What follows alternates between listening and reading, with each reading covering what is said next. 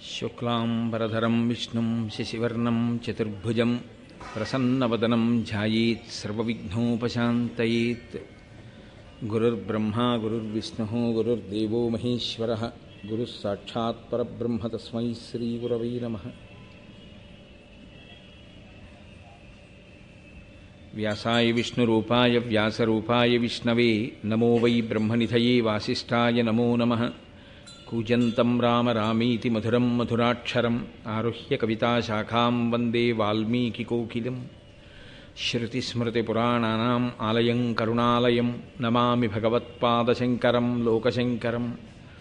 వాగర్ధావివ సంపృక్తౌ వాగర్ధప్రతిపత్తయే జగతః పితరౌ వందే పార్వతీపరమేశ్వరౌ. సూక్తిం సమగ్రేతున స్వయమేవ లక్ష్మీః శ్రీరంగరాజమహిషీమధురైః కటాక్షైః. వైదగ్ధ్యవర్ణగుణగుంభనగౌరవైర్యాం కండూలకర్ణకుహరాः కవయోధయంతి. హైమోర్ధ్వపుండ్రమజహన్మకుటం సునాసం మందస్మితం మకరకుండలచారుగండం. బింబాధరం బహుళదీర్ఘకృపాకటాక్షం శ్రీవేంకటేశముఖమాత్మనిసన్నిధత్తాం. విమలపటీ కమలకుటీ పుస్తకరుద్రాక్షశస్తహస్తపుటీ కామాక్షీ పక్ష్మలాక్షీ కలితవిపంచీ విభాసి వైరించీ. మనోజవం మరుతతుల్యవేగం జితేంద్రియం బుద్ధిమతాం వరిష్టం వాతాత్మజం వనరయూథముఖ్యం శ్రీరామదూతం శిరసా నమామి. ఆపదామపహర్తారం దాతారం సర్వసంపదాం లోకాభిరామం శ్రీరామం భూయో భూయో నమామ్యహం. నారాయణం నమస్కృత్య నరం చైవ నరోత్తం దేవీం సరస్వతీం వ్యాసం తతో జయముదీరయేత్. హరి ఓం. హరి ఓం. పరమేశ్వర స్వరూపైన సభకి నమస్కారం. నిన్నటి రోజు ప్రారంభోపన్యాసంలో వేంగీ దేశాన్ని రాజమహేంద్రవరాన్ని రాజధానిగా తీసుకుని పరిపాలించినటువంటి రాజరాజ నరేంద్రుని యొక్క కోరిక మేరకు నన్నయ భట్టారకుడు, భట్టారక శబ్దం గౌరవాన్ని సూచిస్తుంది. లలితాపరా భట్టారిక, క్రోధ భట్టారక, శృంగార భట్టారక, అలా నన్నయ భట్టారక అంటే గౌరవనీయమైన వ్యక్తి, పూజనీయమైన వ్యక్తి అని. నన్నయ భట్టారకుణ్ణి ప్రార్థన చేస్తే ఆయన అత్యంత వినయంతో మహాభారతాన్ని ఆంధ్రీకరించడం అనేటటువంటిది అంత తేలికైన విషయం కాదు.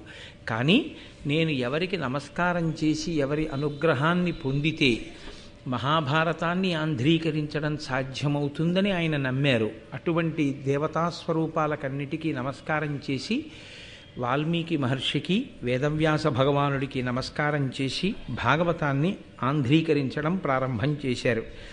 ఆయన ఆ ఆంధ్రీకరణ ప్రారంభం చేసినటువంటి సందర్భంలో మహాభారతం చెప్పబడినటువంటి విధానం గురించి ప్రారంభం చేస్తారు. మనకి ఆంధ్ర మహాభారతాన్ని పరిశీలనం చేస్తే మొట్టమొదట ఈ భారతాన్ని చెప్పడం మొదలుపెట్టినటువంటి వాడు సౌతి. తరువాత మళ్ళీ కథ కొంత దూరం వెళ్ళిన తరువాత జనమేజయ సర్పయాగం పూర్తయిపోయిన తర్వాత మళ్ళీ కథాభాగాన్ని చెప్పడం మొదలుపెట్టేటటువంటి వాడు వైశంపాయనుడు. కాబట్టి ముందసలు మహాభారతం ఎక్కడ చెప్పడం అన్నది భూమండలం మీద జరిగిందో, ఎక్కడ మొట్టమొదటిసారి భారత ప్రవచనం జరిగిందో, అటువంటి పవిత్రమైన ప్రదేశమేదో దాని గురించి నన్నయ్య గారు ప్రారంభం చేస్తున్నారు. ఆయన అంటారు, నైమిషారణ్య పుణ్యక్షేత్రమున కులపతి శౌనకొండను పరమమౌని బ్రహ్మర్షి గణ సముపాసితుండై సర్వలోకహితార్థంబో లోకనుతుడు 12 వార్షికోత్తమ సత్రయాగంబు ముగి చేయుచున్న అమ్మునుల కడకు వచ్చి తానుగ్రశ్రవసుడను సూతుడు రౌమహర్షణి సుపౌరాణికుండు పరమభక్తితో ప్రణమిల్లియున్న ఆ కథకు వలన ముని నికాయమెల్ల వివిధ పుణ్యకథలు వినువేట్క అతని పూజించి అపరిమిత విశేష విధులా అని ప్రారంభం చేశారు. దీన్ని మొట్టమొదట నైమిషారణ్యము అనబడేటటువంటి ప్రదేశంలో ఈ మహాభారత ప్రవచనం జరిగింది. మనకి భారతదేశంలో అత్యంత ప్రఖ్యాతమైనటువంటి ప్రదేశములు అనేకమున్నాయి. అందున విశేషించి మిగిలినటువంటి ప్రాంతాలలో అంటే భూమండలంలో భరతఖండాన్ని మినహాయిస్తే అరణ్యంలోకి వెళ్ళడం, అరణ్యంలో ఉండడం అనేటటువంటి సంప్రదాయం మీకు కనపడదు. కానీ ఒక్క భారతదేశంలో మాత్రం ఋషులు తమంత తాముగా కోరి కోరి అరణ్యంలో ఉంటూ ఉంటారు. అక్కడ ఆశ్రమ నిర్మాణం చేసుకుని పరమ ప్రశాంతమైనటువంటి వాతావరణంలో తపస్సు చేస్తూ శిష్యుల్ని పోషిస్తూ శిష్యులకి విద్య నేర్పుతూ వారు అరణ్యంలో నివసించినటువంటి కారణం చేత అరణ్యంలో క్రూర మృగాలు కూడా ఒకదాని పట్ల ఒకదానికున్న క్రౌర్యాన్ని మరచిపోయి అత్యంత ప్రేమతో ప్రవర్తించగలిగినటువంటి తపో వైభవాన్ని ప్రకటించి అసలు అరణ్యము అన్న మాటకి ఒక కొత్త శోభని సంతరింపచేశారు. అందుకే మీకు పౌరాణిక వాంగ్మయాన్ని పరిశీలనం చేస్తే అంత పరమ పవిత్రమైనటువంటి అరణ్యముల పేర్లు కొన్ని వినపడతాయి. అందులో దండకారణ్యము, అది ప్రత్యేకించి శ్రీరామాయణ కాలంలో రామచంద్రమూర్తి ఎందరో ఋషుల్ని దర్శనం చేసినటువంటి ప్రాంతం.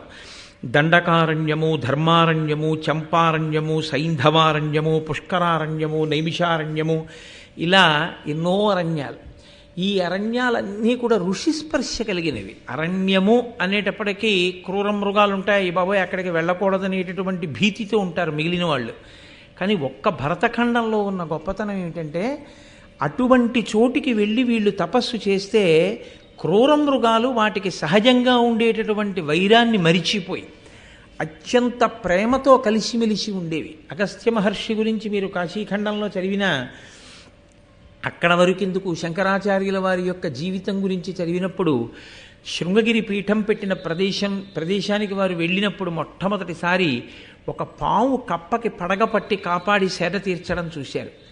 పరస్పరం శత్రుత్వం కలిగినటువంటి ప్రాణులు కప్ప పాము, అటువంటి కప్పకి పాము పడగపట్టి సేద తీర్చడం ఏమిటి అని వారు అంతర్ముఖులై ఆలోచించారు.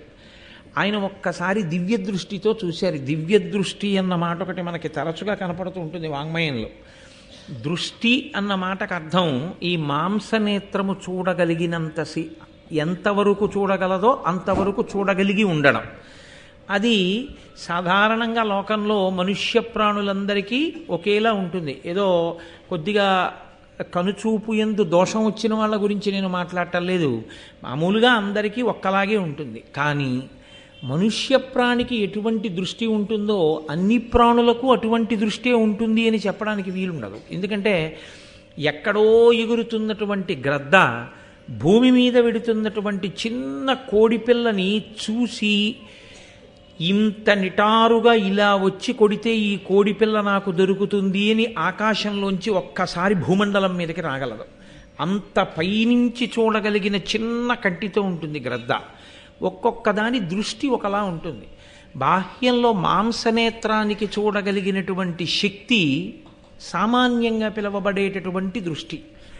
దివ్య దృష్టి అంటే ఈ బాహ్య నేత్రాన్ని మూసి ఒక్కసారి దేని గురించి ఆలోచిస్తున్నారో దాని మీద దృష్టి పెడితే ఎక్కడ ఏది జరిగింది అన్నది ఇతరులకు అందని విషయం అలా కన్నులు మూసుకున్నటువంటి వ్యక్తికి గోచరం అవుతుంది, ఆయనకి తెలుస్తుంది.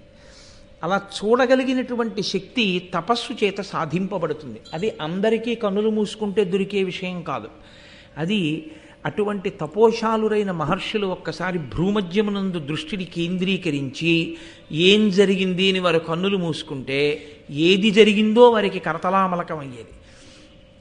కంచికామకోటి పీఠాధిపత్యం చేసి నడిచే దేవుడిని పేర్గాంచినటువంటి చంద్రశేఖరేంద్ర సరస్వతి స్వామి వారు ఒక్కసారి ఇలా కన్నులు మూసుకుంటే తన దగ్గరికి ప్రసాదం పట్టుకుని వచ్చినటువంటి వ్యక్తి ఎక్కడో ఒక చోట చేయించుకున్నటువంటి రుద్రాభిషేకంలో ఏ బ్రాహ్మణుణ్ణి అవమానం చేశారో ఆ బ్రాహ్మణుడు దేవాలయంలో ఈశ్వరుడికి వెళ్ళి ఏం చెప్పుకున్నాడో ఆ చెప్పుకున్న ఆయన ఎంత బాధపడి ప్రాణం విడిచిపెట్టేశాడో కూడా ఆయన తెలుసుకుని ఆ పూట భిక్ష కూడా విడిచిపెట్టేసిన రోజులున్నాయి.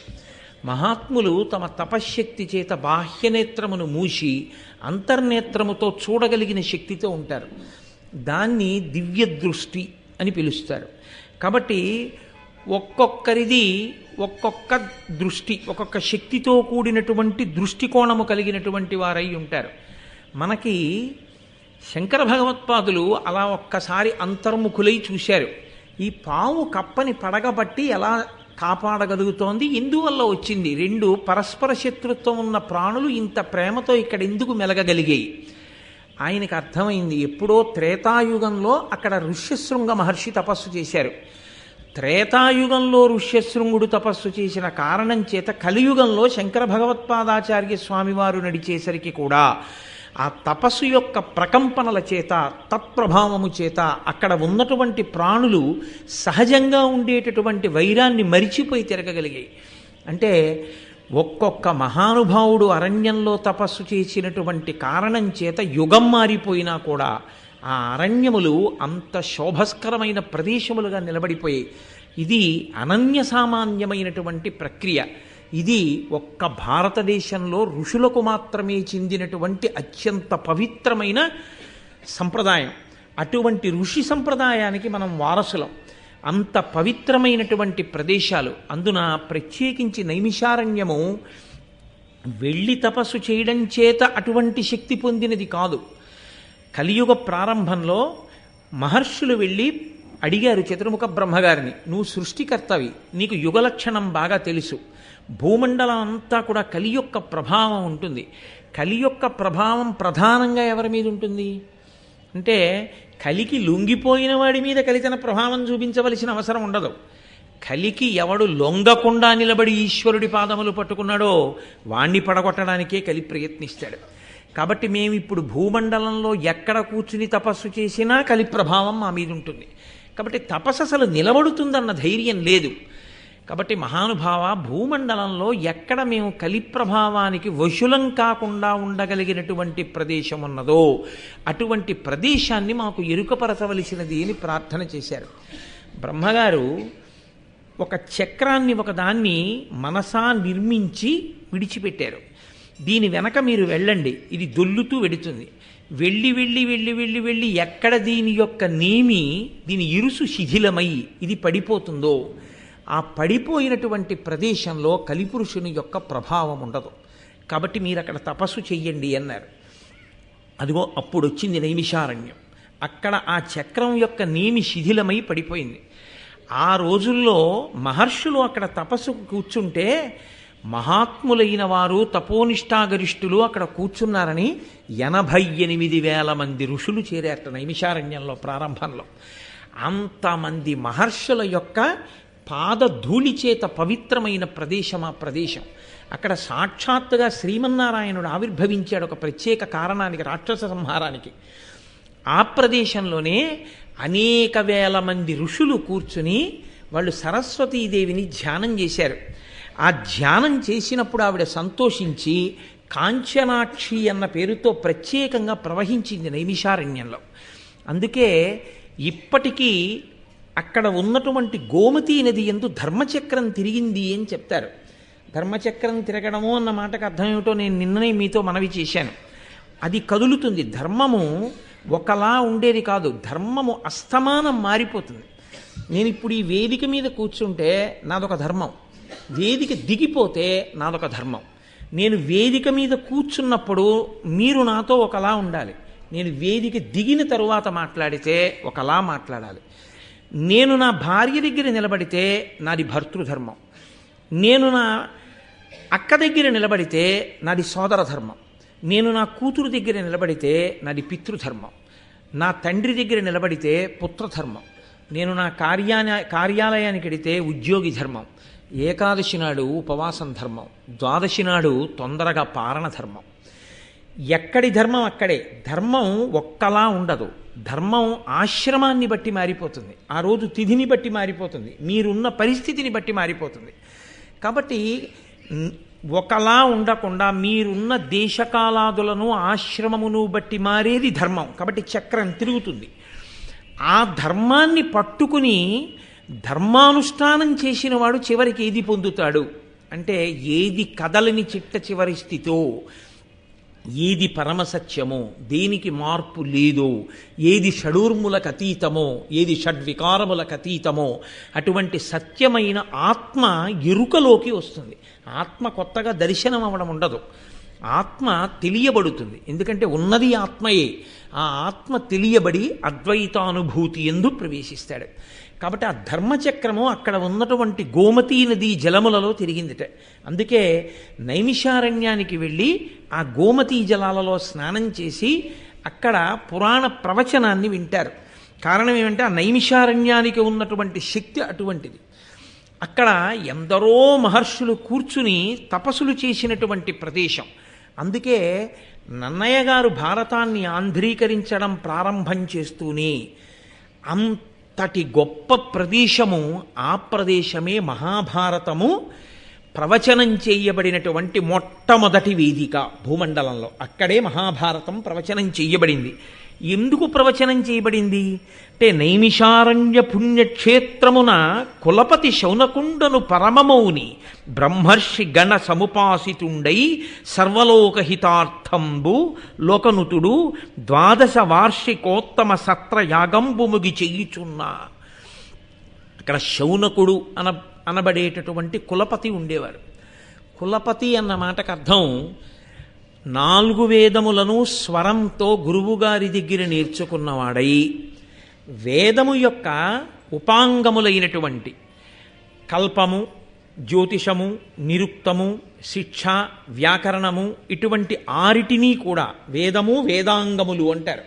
వేదాంగములతో కూడినటువంటి 4 వేదములను చదువుకున్నవాడై ప్రతిరోజు 11,000 మందికి భోజనం పెడుతూ పోషిస్తూ వేదపాఠాలు చెప్పడానికి అవకాశాన్ని, వ్యవస్థని కల్పించిన వాడెవరో ఆయనకి కులపతి అని పేరు. కాబట్టి శౌనకుడు కులపతి. అక్కడ నైమిషారణ్యంలో కులపతిగా శౌనకుడు ఉండేవాడు. అంటే ఆయన 4 వేదములు చదువుకొని 6 వేదాంగములను చదువుకున్నవాడై మౌని. ఇన్ని చదువుకున్నవాడు కాబట్టి ఎక్కువ మాట్లాడేవాడు కాడు. ఎప్పుడూ తనలో తాను మననము చేస్తుండేవాడు. అది చాలా చాలా గొప్ప విషయం. వినడం ఎంత గొప్పదో మననం చేయడం అంత గొప్పది. ఎందుకనంటే మననము చేత మాత్రమే ధారణ ఏర్పడుతుంది. మననము చేత పుస్తకములోని విద్య మీ విద్యగా మారుతుంది. పుస్తకంలో ఉన్న విద్య మీ విద్య కాదు. ఎందుకంటే పద్యం కావాలంటే మీరు చూస్తే దోషం కాదు. కానీ అసలు ధర్మమేది అన్న ప్రశ్న వచ్చినప్పుడు అన్నిటికీ పుస్తకమే చూడాలండి అని మీరంటే అసలు మీరు అనుష్ఠించగలిగినది పోతుంది. కాబట్టి పుస్తకంలో ఉన్నది మీరుగా మారిపోవాలంటే అలా మార్చగలిగినటువంటి ప్రక్రియకి మననమే కారణము.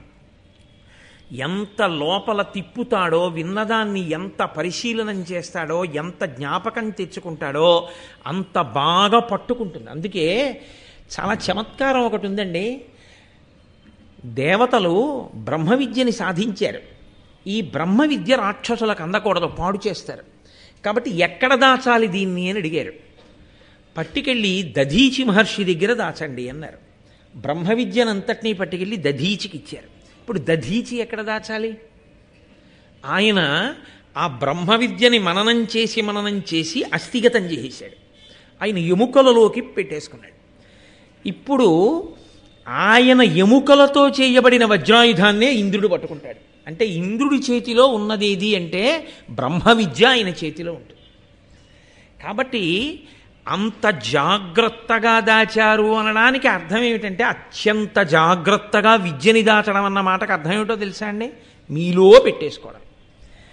ఐశ్వర్యాన్ని మీదిగా చేసుకోవడం అన్న మాటకు అర్థం ఏమిటో తెలుసా? దానం చేయడమే. కాబట్టి దేన్ని ఏది చేస్తే మీదవుతుందో తెలుసుకుని ఉండడమే శాస్త్రం. మీరు ఒకలా అనుకుని చేసినది మీకు అభ్యున్నతినివ్వదు. శాస్త్రం ఏది చెప్పిందో అది మీరు చేస్తే అది మీదవుతుంది. కాబట్టి విద్య మీది కావడము అంటే విద్యని నిరంతర మననం చెయ్యాలి. ఎప్పుడో ఎక్కడికో వెళ్ళినప్పుడు ఏదో చెప్తానండి కాదు, ఎప్పుడూ లోపల తిరుగుతూ ఉండాలి, తిప్పుతూ ఉండాలి. ప్రయత్నపూర్వకంగా కాదు, అది అలవాటుగా మారి తిరుగుతూ ఉండాలి.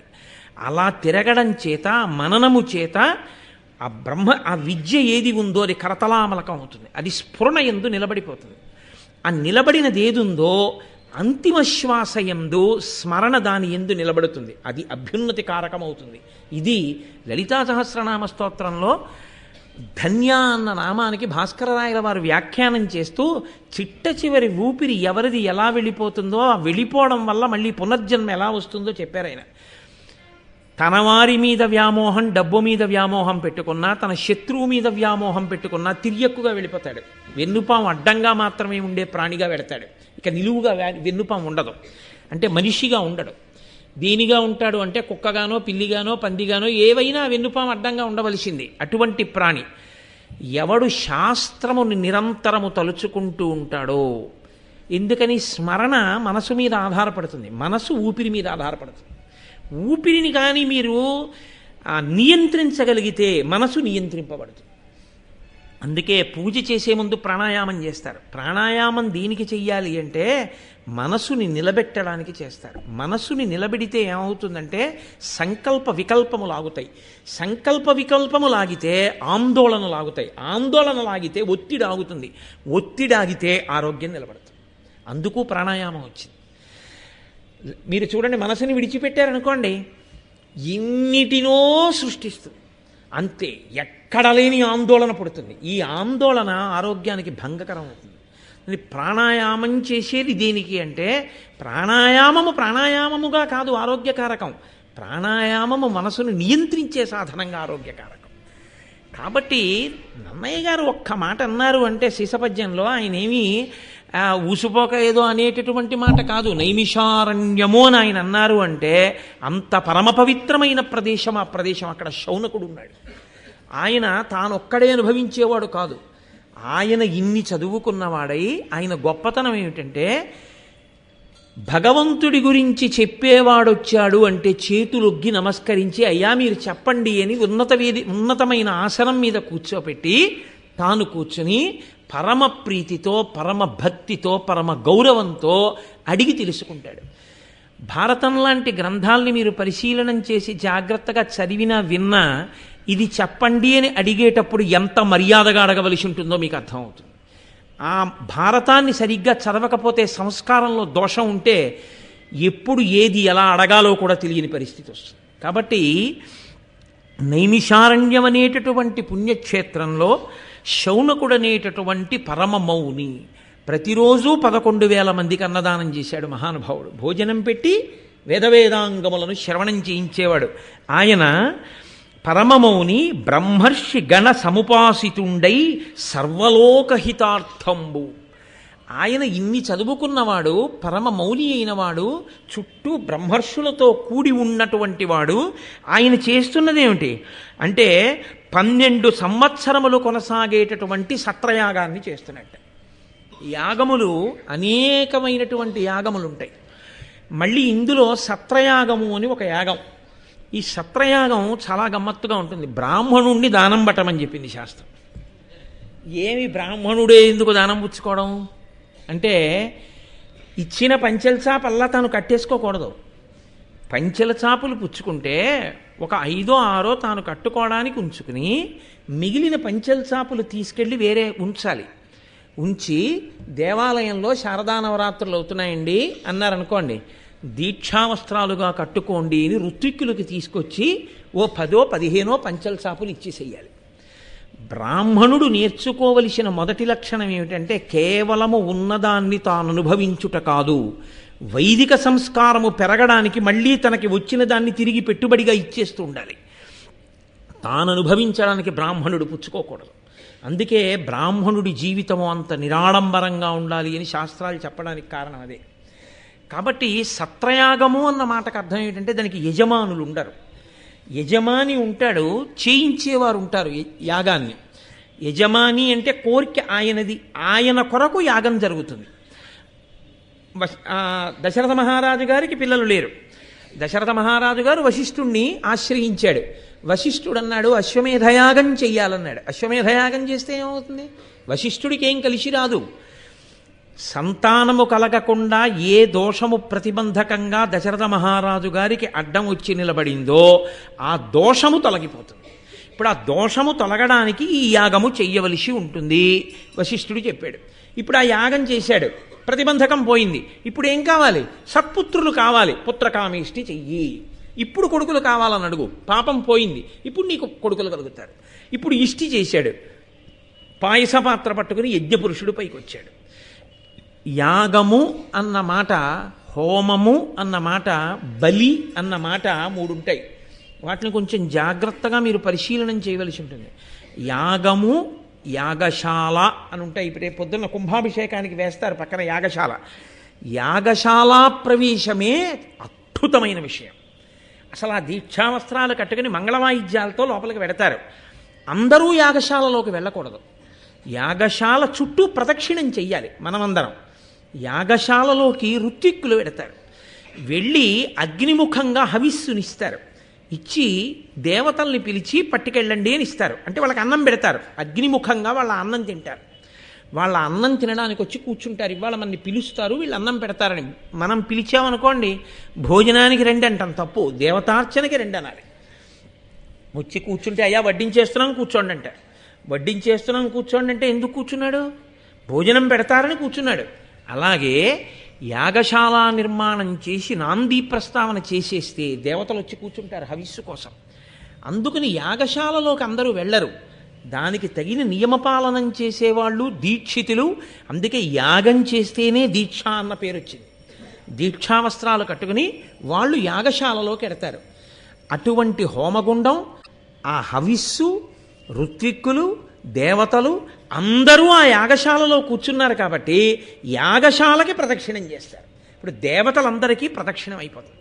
వారిని కుడి భుజం వైపు కుంచుకుని తిరిగాడు కాబట్టి ప్రదక్షిణము అన్న మాటకు అర్థం ఏమిటంటే, ఇటుపక్క నుంచి మీరు అటుపక్కకు వచ్చినా ఈ మధ్యలో ఉన్న వస్తువు మీ ఎడం భుజం వైపుకి మారకూడదు. అలా మారకుండా ఉంటే, నేను ఇప్పుడు అటు వచ్చి నించున్నాను అనుకోండి, ఈ వేదిక నాకు కుడి భుజం వైపుకు ఉంటుంది. నేను ఇటుపక్కకు వచ్చి నించున్నాను అనుకోండి, వేదిక నాకు ఎడం భుజం వైపుకు ఉంటుంది. ఎడమ భుజం వైపుకి ఉన్నది అంటే పూజనీయత తరిగిపోతుంది. కుడి భుజం వైపుకు ఉన్నది అంటే పూజనీయత పెరుగుతుంది. ప్రదక్షిణం ఎందుకు చేస్తారంటే, గుండ్రంగా తిరిగి వస్తున్నా ఈ వస్తువు మాత్రం నా కుడి భుజం వైపే ఉండాలి.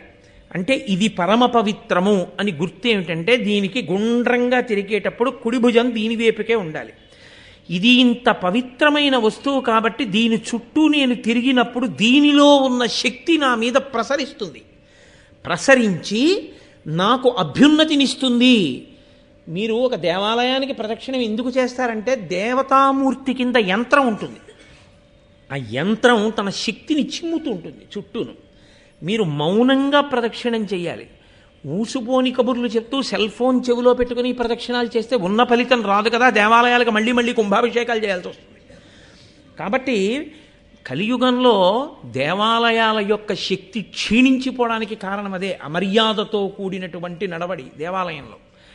కుడి భుజం వైపుకి దేవాలయం యొక్క గోడని ఉంచి చుట్టూ తిరుగుతాడు మౌనంగా.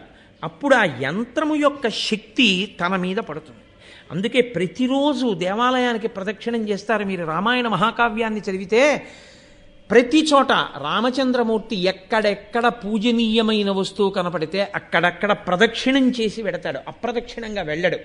మహాభారతంలో మీరు విరాట పర్వం చూస్తే అర్జునుడు యుద్ధభూమిలోకి వచ్చి నిలబడితే ఆ సారథి ఉత్తరకుమారుడితో చెప్తాడు, నీవు రథం నడిపేటప్పుడు ఎప్పుడూ ద్రోణాచార్యుల వారికి కానీ భీష్మాచార్యుల వారికి కానీ నా ఎడంభుజం వేపుకి వాళ్ళ రథాలు ఉండేటట్టు తోలకుసుమా. వారు పూజనీయులు, మహానుభావులు, వారు నా గురువు, వారు నాకు పరమేశ్వర స్వరూపుడు. వారు నా ఎడంభుజం వైపుకు ఉండకూడదు. ఎప్పుడు నా రథం వెళ్ళినా నా రథానికి వారు కుడి పక్కన ఉండేటట్టు రథం నడుపు అంటాడు. అంతటి ధర్మైకమూర్తులు కాబట్టే వాళ్ళు అంతటి విజయాన్ని సాధించారు, అంతటి మహోజ్వలమైనటువంటి స్థితిని పొందగలిగారు. కాబట్టి ఆచరణాత్మకమై ఉంటుంది. అదే ధర్మము అన్న మాటకు అర్థము అని నేను మీతో తరచూ ప్రస్తావన చేస్తూ ఉంటాను. కాబట్టి ఆయన సత్రయాగం చేశాడు. సత్రయాగంలో యజమాని కొరకు చెయ్యరు యాగాన్ని. ఎవరు ఋత్విక్కులుగా ఉన్నారో వారే యజమానులుగా ఉంటారు. అంటే వారే చేస్తారు, వారే కోరికను కూడా కోరుతారు. ఇప్పుడు శౌనకుడికి కోరికే ఉంటుంది.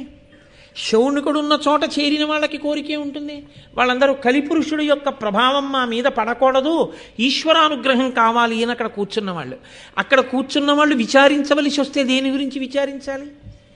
అయ్యో మేమంటే ఈ నైమిషారణ్యం చేరుకున్నాం, ఈ నైమిషారణ్యంలో ఇక్కడ కూర్చుని మేము జపం చేసుకుంటున్నాం, పురాణ కథలు వింటున్నాం. కానీ పాపం ఎక్కడెక్కడో పుట్టిన వాళ్ళు, సంసారంలో మగ్గిపోతున్న వాళ్ళు ఈ భూమండలం మీద కలిపురుషుడు యొక్క ఉద్ధతికి వాళ్ళు వశులైపోతున్నారే. కాబట్టి ఇప్పుడు లోకము యొక్క ప్రయోజనము కొరకు లోకమంతా శాంతిగా ఉండాలి, కలిపురుషుడు యొక్క ఉద్ధతి చేత బాధపడకూడదు. కాబట్టి ఇప్పుడు వాళ్ళు యాగం చేస్తే వాళ్ళకి కోరిక లేదు, కాబట్టి యజమాని లేడు, కోరిక లేదు. కాబట్టి ఋత్విక్కులే యజమానులుగా ఉండి 12 సంవత్సరముల దీర్ఘసత్రయాగం చేస్తున్నాడు శౌనకుడు. అంటే ఆ అరణ్యం ఎటువంటిది, ఆ ప్రదేశం ఎటువంటిది, అక్కడ ఉన్న మహాత్ములు ఎటువంటి వారు, అసలు వాళ్ళ మనసులు ఎటువంటివి, వాళ్ళు చేస్తున్న యాగం ఎటువంటిది. అక్కడికి వెళ్ళాడు మహానుభావుడైనటువంటి సౌతి. నన్నయ్య మహానుభావుడు మహాభారతంలో ఆయన్ని సౌతి కథకుడు ఈ 2 పేర్లతో ఎక్కువగా పిలుస్తూ ఉంటారు. మళ్ళీ వైశంపాయనుడు వచ్చేంత వరకు కథలో అలాగే పిలుస్తూ తీసుకుని వెడతారు. ఆయన రోమహర్షణుని యొక్క కుమారుడు, ఉగ్రశ్రవసుడు ఆయన పేరు. ఆయన్ని సౌతి అంటారు. రోమహర్షుడిని కుమారుడైనటువంటి ఈ ఉగ్రశ్రవసుడు ఆ నైమిషారణ్యానికి వచ్చాడు. మళ్ళీ నేను మీతో ఒక 2 మాటలు ప్రస్తావించవలసి ఉంటుంది. ఆయన ఎవరు అన్నది, అక్కడికి ఆయన ఎందుకు వెళ్ళవలసి వచ్చింది అన్నది నేను చెప్పవలసి ఉంటుంది కదా. ఆ వచ్చిన ఉగ్రశ్రవసుని యొక్క తండ్రి గారి పేరు రోమహర్షణుడు. ఆయనకి అసలు రోమహర్షణుడు అన్న పేరు ఎందుకు వచ్చింది, సూతుడు అన్న పేరు ఎందుకు వచ్చింది? సూతుడు అన్న పేరు సాధారణంగా సారథికి అన్వయం చేస్తూ ఉంటారు, లేదా జన్మచేత కొంతమందిని సూత శబ్దంతో పిలుస్తారు. ఇక్కడ రోమహర్షణుడు సూతుడు, కానీ రోమహర్షణుడు సూతుడు అని చెప్పడానికి కారణం ఏమిటో తెలుసా అండి? అది జాతి సంబంధమైనటువంటి అన్వయం కాదు. మీకు కాశీఖండంలో దీనికి సంబంధించినటువంటి రహస్యాన్ని ప్రస్తావన చేస్తారు. పృథు మహారాజు గారు ఒకానొకప్పుడు ఒక పెద్ద యజ్ఞం చేశాడు. ఆ యజ్ఞగుండంలోంచి ఒక మహాపురుషుడు ఆవిర్భవించాడు. అగ్నికుండ సముద్భూత సూత నిర్మలమానస. ఆయన బయటికి వచ్చినప్పుడు ఆ పృథు చక్రవర్తి యొక్క యజ్ఞగుండంలోంచి ఆయన ఆవిర్భవిస్తే ఆయన్ని పిలిచారు అందరూ, అగ్నికుండ సముద్భూత, అగ్నిగుండంలోంచి జన్మించినవాడా, నిర్మలమానస, నిర్మలమైన మనస్సు కలవాడా అని పిలిచారు. ఈయన వేదవ్యాసునికి శిష్యుడయ్యాడు. శిష్యుడై పురాణవాంగ్మయాన్నంతటినీ కూడా, 18 మహాపురాణములనన్నింటినీ కూడా వేదవ్యాసుడి వలన ఉపదేశంగా పొందాడు. పొంది ఈ పురాణములనన్నిటినీ కూడా ప్రవచనం చేయడమే తన యొక్క ప్రధాన ధ్యేయంగా పెట్టుకున్నాడు. ఎందుకు అలా పెట్టుకోవాలి ఆయన అంటే, ఆయనకి ఏదో ఉబుసుపోక చెప్పినటువంటి వాడు కాడు. ఆయన దేనికి చెప్పుకున్నాడు ఈ పురాణాన్ని అంటే, ఆయన చెప్పేటప్పుట పొంగిపోయి ఆ కథలో తాను లీనమైపోయి ఎంత పరవశించిపోయేవాడంటే, లోపల తాను ఏ ఘట్టాన్ని వర్ణిస్తున్నాడో ఆ ఘట్టాన్ని తాను దర్శనం చేసి పరవశించి చెప్పేవట. అంత పరవశంతో ఆయన చెప్తాడు. కాబట్టి సభలో కూర్చున్న వాళ్ళందరికీ కూడా ఆనందంతో పులకలొచ్చి వెంట్రుకలు నిక్కబుడుచుకుని ఉండేటట్టుగా వింటుండేవారట ఆయన చెప్పేటటువంటి ప్రవచనాన్ని. అంత భక్తి కుదురుకునేది ఆయన మాట్లాడితే. అలా మాట్లాడాడు కాబట్టి ఆయనకి రోమహర్షణుడు అని పిలిచారు. అగ్నిగుండంలోంచి ఉద్భవించాడు కాబట్టి సూత అని పిలిచారు. అటువంటి సూతుడు రోమహర్షణుడు. ఆ రోమహర్షణుని యొక్క కుమారుడు ఉగ్రశ్రవసుడు.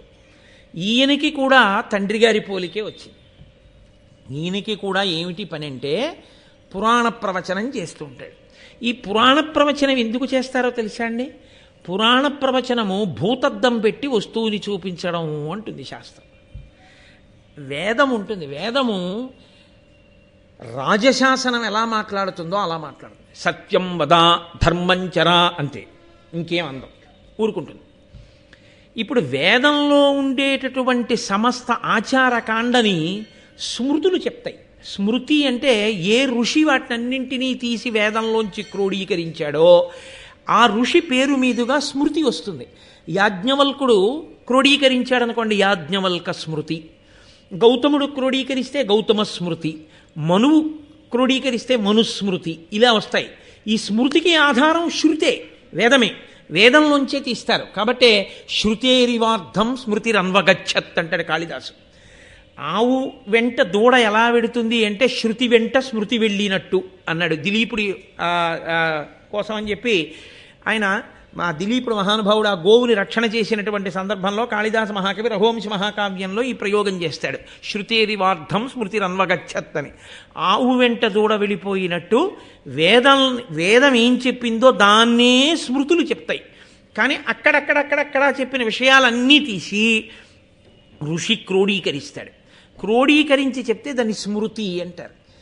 ఇప్పుడు శృతి స్మృతి ఈ రెండు ఏం చెప్తాయంటే మనం ఎలా ప్రవర్తించాలో ప్రామాణికంగా మనకి చెప్తాయి, ఈశ్వరవాక్కు కాబట్టి. కానీ దాని మీద మనకి బాగా బుద్ధి కుదురుకోవాలనుకోండి, పురాణం వినాలి.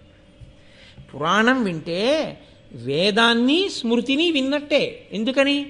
ధర్మంచరా, నువ్వు ధర్మమునే అనుష్ఠించు. ధర్మమే అనుష్ఠిస్తే ఏమవుతుందండి? రామాయణం విను, నీకు అర్థమవుతుంది ధర్మం అంటే ఏమిటో, ఎలా రక్షిస్తుందో. ఇప్పుడు వేదంలో ధర్మంచరా అన్న మాటని రామాయణ మహాకావ్యం రామచంద్రమూర్తి యొక్క జీవితంగా సమర్థించి చూపించి మీకు ధర్మమునందు పూనిక కల్పిస్తుంది. అయితే మళ్ళీ పురాణానికి చరిత్రకి ఓ తేడా ఉంటుంది. పురాణంకి చరిత్రకి ప్రధానమైన వ్యత్యాసం ఎక్కడుంటుందంటే, ఒక వ్యక్తి పుట్టుక, ఒక వ్యక్తి పెరుగుదల, ఒక వ్యక్తి మరణము వరకే చరిత్ర మాట్లాడుతుంది. కృష్ణదేవరాయల వారు ఎప్పుడు పుట్టారు, ఎలా పెరిగారు, ఎన్ని విజయాలు సాధించారు, వెంకటరమణుడిని ఎలా సేవించారు, ఎలా మరణించారు, ఇవి చెప్తుంది. అది పురాణం చెప్పింది అనుకోండి. కృష్ణదేవరాయల వారి జీవుడు కృష్ణదేవరాయల వారిగా వచ్చి ఇంత గొప్ప వాడై ఆంధ్రభౌజుడన్న కీర్తి ఎందుకు పొందగలిగాడో చెప్తుంది.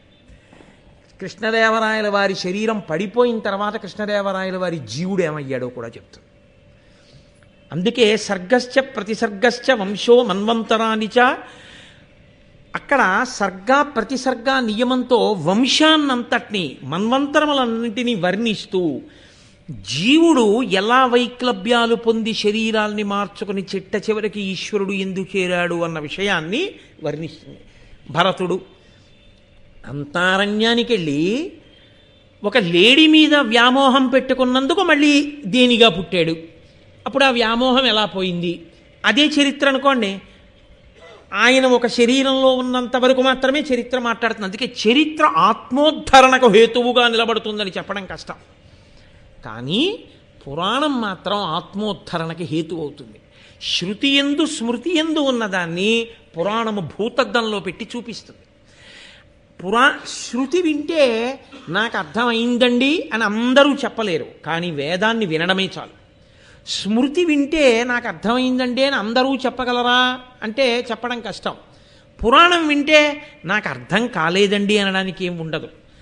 ప్రవచనం అన్న మాటకు అర్థం ఏంటంటే ప్రకృష్ట వచనం, బాగా ఊపి చూసి కర్ర బాగా పాతుకుందో లేదో ఆయనే ఊపి చూస్తాడు ఒకసారి. అలా పూర్వాపర విచారణ చేస్తూ కథని సమర్థిస్తూ శృతితో స్మృతితో అనుసంధానం చేస్తూ జరిగినటువంటి మాట తేలికగా మన మనసులో ధర్మం నిలబడేటట్టుగా చేస్తుంది. మనం ధర్మమునందు అనురక్తులమయ్యేటట్టు చేస్తుంది. అందుకు ప్రవచనం చేశారు. సూతుడు చేసిన, రోమహర్షణుడైన సూతుడు చేసిన, ఆయన కొడుకైనటువంటి ఉగ్రశ్రవసుడు చేసిన, దేని కొరకు చేశారు ప్రవచనం అంటే వాళ్ళకేదో ఉబుసుపోక కాలక్షేపం లేక అదే పనిగా చెప్పుకుంటూ వెళ్ళిన వాళ్ళు కారు. అందుకే మీకు ఈ పురాణ ప్రవచనము అనబడేటటువంటి ఈ ప్రక్రియ ప్రపంచపటంలో ఏ దేశంలో, ఏ సంప్రదాయంలో, ఏ విశ్వాసంలో మీకు కనపడదో. పురాణమును ప్రవచనము చెయ్యడము అనేటటువంటిది కేవలము సనాతన ధర్మమునందు మాత్రమే ఉన్నది. కాదు మీకు ఒక యథార్థం చెప్తాను. దేవాలయానికి వచ్చినప్పుడు పెద్దలైనటువంటి వారు ఒక మాట అడుగుతారు, ఇక్కడ ఎప్పుడైనా రామాయణం చెప్పారా అని అడుగుతారు. ఇక్కడ రామాయణం చెప్పారండి అన్నారనుకోండి, ఆ ప్రాంగణానికి ఒక ప్రత్యేకమైన శక్తి ఉంటుంది. అన్నిటికన్నా ఒక ప్రాంగణం పునీతమైంది అని ఎప్పుడు చెప్తారో తెలుసా అండి? అక్కడ భారతం చెప్పి ఉంటే. దేవాలయ ప్రాంగణంలో కూర్చుని భారతం చెప్పినా, దేవాలయ ప్రాంగణంలో కూర్చుని భారతం విన్నా, అది సర్వోత్కృష్టమైనటువంటి స్థితిని కల్పిస్తుంది. అందుకే భారతం వినని వారు ఉండరు. దేవాలయ ప్రాంగణంలో కూర్చుని భారతం వినండి అని ఎందుకు చెప్తారంటే, నేను ఇలా అన్నానని మీరు అనుకోవద్దు. ఇదే భారతాన్ని పట్టుకెళ్ళి మీరు ఒక ఆడిటోరియంలో చెప్పారనుకోండి, మీ చెప్పులు పెట్టుకునే స్టాండ్ లేదనో, షూ కీపింగ్ స్టాల్ లేదనో, మీరు చెప్పులు వేసుకుని కూర్చుని వెళ్ళి వింటారు. చెప్పేవాడు మాత్రం వాడికి ఉన్న నిష్ట కొద్దీ చెప్పులు విప్పి కూర్చుని వాడు చెప్తాడు. అంత పరమ పవిత్రమైన భారతాన్ని, పంచమ వేదాన్ని చెప్పులతో కూర్చుని వినడం అన్నది ఎంత దోషం అవుతుంది. అదే ఒక దేవాలయ ప్రాంగణం అనుకోండి, మీరు చెప్పులు విప్పి లోపలికి వస్తారు. ఈశ్వరుని యొక్క సముఖంలో, ఆయన ఎదురుగుండా, ఆయన సభామంటపంలో కూర్చుని మహాభారతం వినడం అంటే కోట్ల కోట్ల కోట్ల జన్మల తర్వాత తప్ప జీవుడికి ఆ అధికారాన్ని పొందే అదృష్టాన్ని ఇవ్వరు అని శాస్త్రములు తెగేసి చెప్తున్నారు. ఎందుకని అంటే మహాభారత ప్రవచనాన్ని వినడమే అంత గొప్ప. ఎందుకని? ప్రతి చోట ధర్మ సూక్ష్మ సమన్వయమే, ప్రతి మాటలో ధర్మ సూక్ష్మ సమన్వయమే. అంత గొప్పగా ధర్మము అనబడేటటువంటి పతాకాన్ని ఎగరవేస్తుంది మహాభారతం. కాబట్టి ఇప్పుడు అక్కడికి ఈ ఉగ్రశ్రవసుడు ఆయన ప్రవచనం చేయగలిగినటువంటి దిట్ట ఆయన అక్కడికి వచ్చారు. ఆయనకెవరు కనబడ్డారు? శౌనకుడు. శౌనకుడితో పాటుగా అక్కడ బ్రహ్మర్షులు ఉన్నారు. ఇప్పుడు ఎవరు ముందు నమస్కారం చెయ్యాలి? కాబట్టి ఉగ్రశ్రవసుని యొక్క వినయం ఏమిటంటే ఆయనే బ్రహ్మర్షులకు నమస్కారం చేశారు. నమస్కారం చేసి కూర్చుంటే వాళ్ళందరూ గబగబా ఆయన చుట్టూ చేరారు. ఒక మహాత్ముడు కనపడినప్పుడు ఆయనతో ఏది మాట్లాడాలో, ఎలా మాట్లాడాలో తెలిసుండి మాట్లాడినవాడు ధన్యతని పొందినవాడు తప్ప, ఎవరి దగ్గర ఏది మాట్లాడాలో తెలియక మాట్లాడినవాడు అవకాశం వచ్చినా జార విడుచుకున్నవాడు. ఆయనని వాళ్ళు ప్రశ్న వేశారు, అయ్యా మేమందరం కూడా ఇదిగో ఈ నైమిషారణ్యంలో చేరాం, ఇక్కడ 12 సంవత్సరములు జరిగేటటువంటి సత్రయాగాన్ని నిర్వర్తిస్తున్నాం, మేమందరం కూడా భగవంతుని యొక్క పుణ్యకథలు వినడమునందు అనురక్తులమైనటువంటి వాళ్ళం, నీవు మాకు ఏవైనా భగవత్ సంబంధమైనటువంటి విశేషాలు చెప్పవలసింది. నువ్వు ఎక్కడెక్కడ తిరిగి వచ్చావు, ఈ మధ్యకాలంలో ఏం చూశావు, ఏ తీర్థముల యందు స్నానం చేశావు, ఏ క్షేత్రములు చూశావు అని అడిగారు. మనకి శాస్త్రంలో ఇదో గమ్మత్తైనటువంటి మాట, తీర్థయాత్ర అంటాం తప్ప క్షేత్రయాత్ర అనం. నిజానికి వాడు వెంకటాచలం వెళ్ళొచ్చాడు, తిరుపతి వెళ్ళొచ్చాడు, ఎక్కడికి వెళ్ళొచ్చారండి అన్నారు అనుకోండి, తీర్థయాత్రకి వెళ్ళానండి అంటాడు. తీర్థయాత్రకి వెళ్ళానన్నావు కదా, ఏం చేశావు? వెంకటాచలం వెళ్ళి వాళ్ళు ఇచ్చిన రూమ్లో గీజర్ వేసుకుని స్నానం చేసి వెంకటేశ్వర స్వామి వారి దర్శనం చేసుకొచ్చాడు స్వెటర్ వేసుకుని. అదే తీర్థయాత్ర కాదు. ప్రకృష్టమై పరమ పవిత్రమైన ప్రదేశముల యందు అనేకమైన పేర్లతో తీర్థములుంటాయి. ఒక వెంకటాచల క్షేత్రం ఉందనుకోండి, ఎన్నో తీర్థములుంటాయి. తీర్థము అన్న మాటకు అర్థం ఏమిటంటే దాని యందు స్నానం చేస్తే మీకు ఇచ్చే శక్తి ఏమిటిస్తారో తెలుసా అండి? మీరు ఒక యజ్ఞము చేసిన ఫలితాన్ని మీ ఖాతాలో వేస్తారు. యజ్ఞము చేస్తే సోమయాజి అంటారు. వాడు యజ్ఞం చెయ్యాలి. గృహస్థాశ్రమంలో ప్రవేశించేది ఎందుకు అంటే యజ్ఞం చేయడం కోసం, యాగం చేయడం కోసం. యజ్ఞయాగాదులు జరిగినప్పుడు ఆర్థికంగా ఆదుకోవడం కోసం, వాడి బలాన్ని దానికి దాపుగా పెట్టి రక్షించడం కోసం ఏది చెయ్యగలిగితే అది చెయ్యాలి యజ్ఞయాగాది క్రతువులలో. కానీ వాడు అన్ని చెయ్యలేకపోతున్నాడేమోనని అనుగ్రహించి ఈశ్వరుడు కలియుగంలో తీర్థములను ప్రవహింపజేశాడు. తీర్థము వేరు, నది వేరు. తీర్థమునందు స్నానం చేస్తే యజ్ఞం చేసిన ఫలితం ఇస్తారు. వేదంలో చెప్పారు ఈ మాట. కాబట్టి తీర్థమునకు వెళ్ళినవాడు ఏం చెయ్యాలి అంటే, యాత్రకు వెళ్ళినవాడు తీర్థంలో స్నానం చేసి రావాలి. వాడు తీర్థంలో స్నానం చేసి వచ్చినవాడు కనుక వాడు యజ్ఞము చేసి వస్తున్నవాడితో సమానం. కాబట్టి ఇప్పుడు వాడు స్నానం చేసి ఉన్నాడా లేడా చూడరు. వాడు రైలు దిగ్గానే కనపడినా తీర్థయాత్రకు వెళ్ళొచ్చాడంటే కాళ్ళకి నమస్కారం చేస్తాడు. యజ్ఞం చేసి వస్తున్న వాడితో సమానం అవుతాడు వాడు. అందుకొచ్చాయి. అందుకని యాత్రకు వెళితే స్నానం చేస్తాం. అందుకు కదూ మనం కాంచీ క్షేత్రానికి వెళితే అందరం కలిసి చక్కగా అక్కడ క్షేత్రంలో ఉన్నటువంటి ఒక గొప్ప దేవాలయంలో రథసప్తమి నాడు సంకల్పం చెప్పుకుని అందరం ఆ జిల్లేడాకులు రేగుపండు పెట్టుకుని, అవన్నీ ఎందుకు పెట్టుకుంటారో ముందు 4 మంచి మాటలు చెప్పుకుని సంకల్పం చేసుకుని అందరం అక్కడ ఉన్నటువంటి తీర్థంలో స్నానం చేసి వచ్చాం. అది చెయ్యాలి. అలా చెయ్యమని శాస్త్రాలు చెప్తున్నాయి. కాబట్టి వాళ్ళందరూ అక్కడ చేరి ఉన్నది ఎందుకు అంటే నువ్వు ఏ ఏ తీర్థములలో స్నానం చేసి వచ్చావు నీకన్నీ తెలుసు. నువ్వు పురాణవాంగ్మయం అంతా చదువుకున్నావు కాబట్టి ఎక్కడ ఏ క్షేత్రం ఉందో తెలుసు, ఏ తీర్థం ఉందో తెలుసు. కాస్త పెద్ద ఆయనతో ఎందుకు ఎడతారండి యాత్రకి? వాళ్ళు తిరగలేక ఎవరితో వెళ్ళారో, ఎవడు కొంచెం అందులో తెలుసున్నవాడు అనుకుంటారో వాడి పెట్టి వీళ్ళందరూ పట్టుకుంటారు. ఆయన పెట్టి పట్టుకోవడం ఎందుకు అంటే ఆయనకి తెలుసు, ఆయన 4 మాటలు చెప్పి చూపిస్తాడని తాపత్రయం. అలా వెళ్ళలేకపోయిన వాళ్ళు అయ్యా ఏమి చూసి వచ్చారండి అని మిగిలిన వాళ్ళని అడిగి తెలుసుకుని సంతోషిస్తారు కదూ. అలా మీరేమేమి చూసి వచ్చారు మీకు అన్నీ తెలిసి ఉంటాయి కదూ. కాబట్టి మాకు చెప్పండి. తీర్థయాత్రకి వెళ్ళొచ్చిన వాళ్ళింటికి వెళితే అడగవలసిన ప్రశ్న ఇది. వాళ్ళు కూడా ఏం మాట్లాడాలంటే వాళ్ళు తీర్థయాత్ర ప్రారంభం దగ్గర నుంచి మననం చేసుకోవాలి.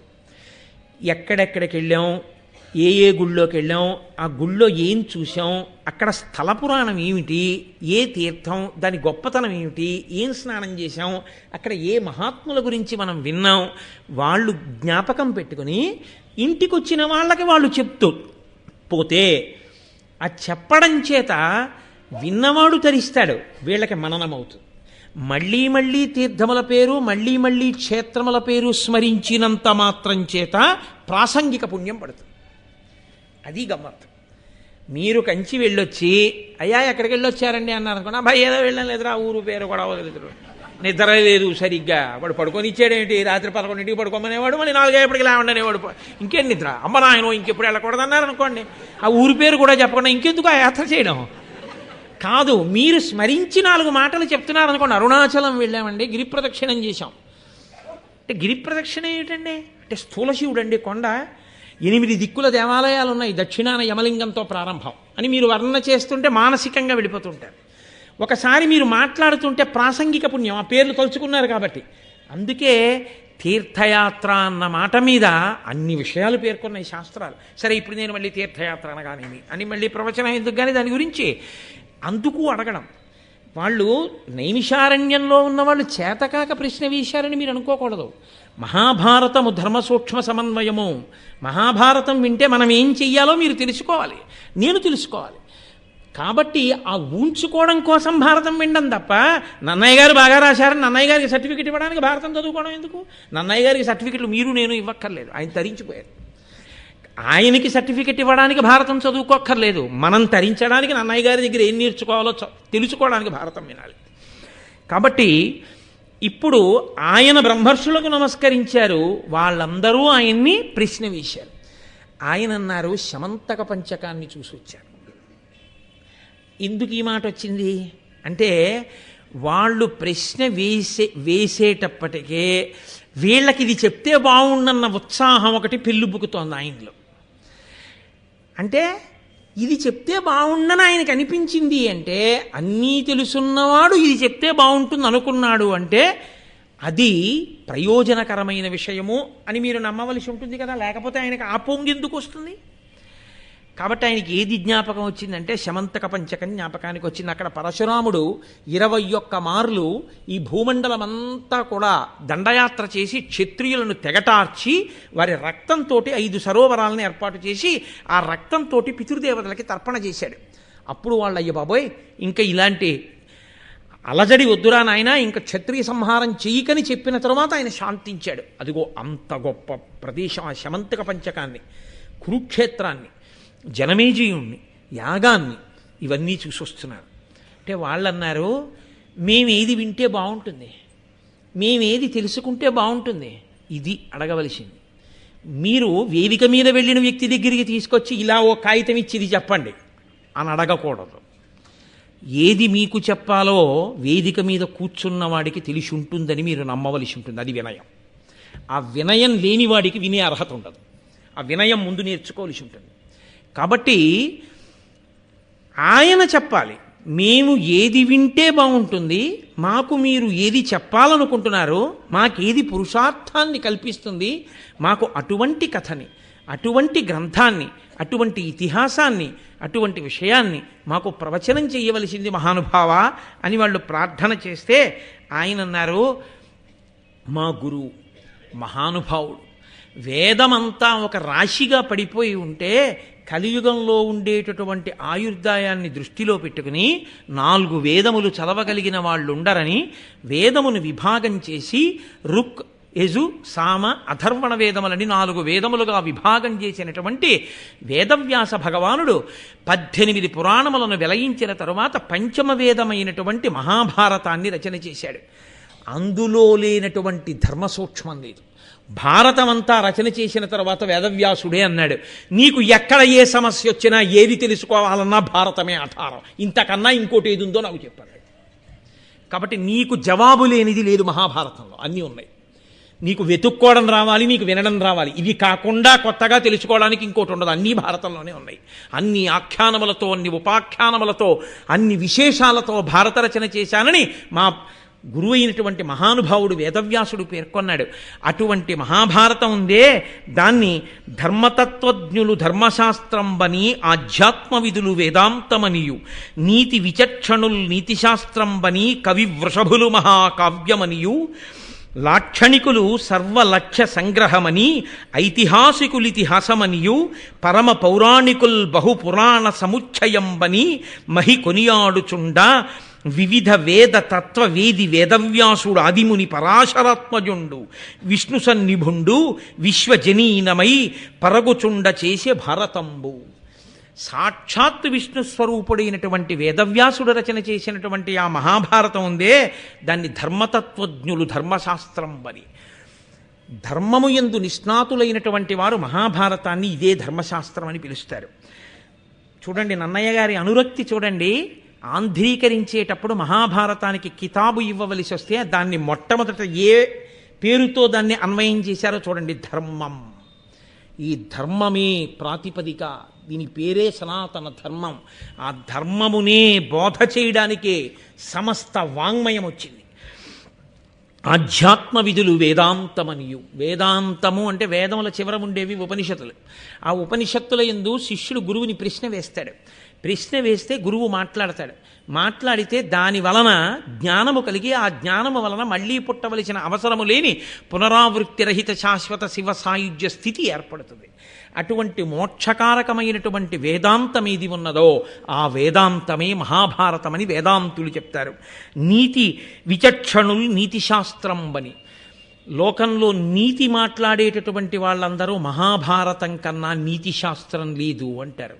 కాబట్టి మహాభారతం గురించి మాట్లాడినా, మహాభారతంలోని ఏ వ్యక్తి గురించి పుస్తకాలు రాసినా ఆ కోణంలో చూసి వ్రాయాలి, ఆ కోణంలోనే మహాభారతాన్ని చూడాలి తప్ప ఇంకొకలా చూసి కవిత్వపరమైన అన్వయం చేసే అధికారం ఎవరికి ఉండదు అన్నది తీర్పు.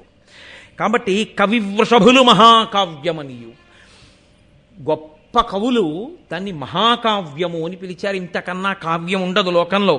లాక్షణికులు సర్వలక్ష్య సంగ్రహమని, లాక్షణికులు ఇంతకన్నా గొప్ప లక్ష్యశాస్త్రము వేరొకటి లేదు అన్నారు. ఐతిహాసికులు ఇతిహాసమనియు, ఇతిహాసము అన్న మాటకు అర్థం నేను నిన్న మీతో ప్రస్తావన చేశాను. ఇది ఇలాగే జరిగిన యథార్థమైన గాథ. యథార్థముగా జరిగిన ఒక గాథని ఇంత గొప్పగా చెప్పగలగడం వ్యాసుడికి తప్ప అన్యులకు సాధ్యం కాదు. అది భారతంలోనే సాధ్యమైందంత గొప్పగానని ఐతిహాసికులు ఇతిహాసమని పొగుడుతారు. పరమ పౌరాణికుల్ బహుపురాణ సముచ్చయంబని, పురాణములు చదివినటువంటి వారు మహాభారతంలో లేనటువంటి పురాణం లేదు. అన్ని పురాణములలో ఉన్న విశేషాలు మహాభారతంలో వస్తాయని మహాభారతానికి పెద్దపీట వేసి పొగుడుతారు. వివిధ వేద తత్వ వేది, అనేకమైనటువంటి వేదముల యొక్క తత్వానికంతటికి పుట్ట, ఆ మూలకందమైనటువంటి వేదవ్యాస మహర్షి ఉన్నారే, ఆదిముని మొట్టమొదటి మహర్షి, మహానుభావుడు, పరాశరాత్మజుండు, పరాశరుని యొక్క కుమారుడు, విష్ణు సన్నిభుండు, సాక్షాత్ విష్ణుస్వరూపమైనటువంటి వాడు, వ్యాసో నారాయణ స్వయం. అటువంటి వాడు మనకి అందించినటువంటి మహాభారతం.